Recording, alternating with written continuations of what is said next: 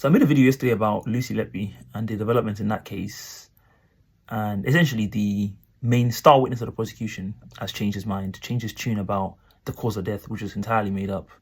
I'm going to do a longer conversation, like I said, on my live stream. But just to kind of tee that up, I'm going to be referencing my own reporting, because I do that now, from last year, June 2024, in which I wrote about all the strange things that happened with this Lucy Letby case.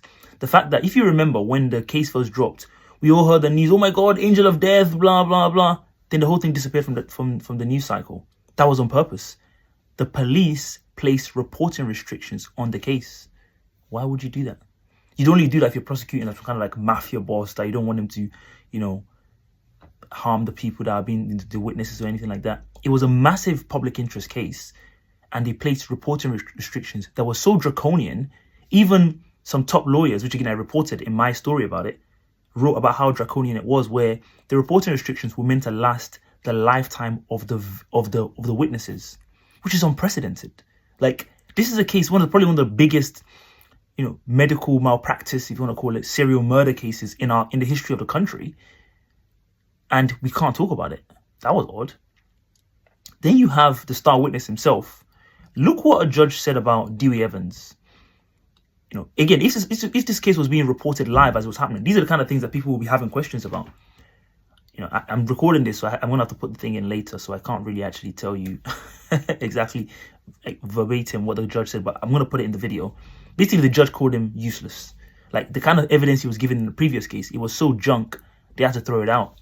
This is the person that the police relied on as the expert witness, which was basically the basis of their case, which is actually kill these babies using air embolism, which is a made-up way of dying.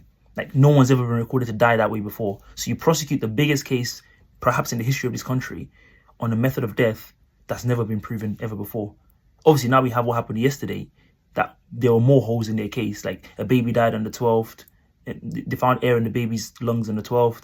She wasn't working until the 13th. How do you explain this? It's embarrassing. But yeah, very, very suspicious issue.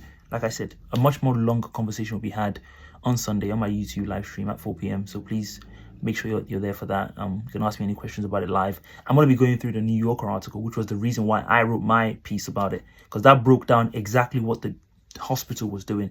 If you see some of the case about what the hospital was doing, some of the most amateur people were working there. A lot of them were working under incredible pressure, by the way, because the hospital was handling a lot of premature cases that they weren't equipped to handle, which is part of the reason why a lot of these things happened. But I'll get into more details about that on Sunday, and just to actually give you an update on the kind of people we have involved in this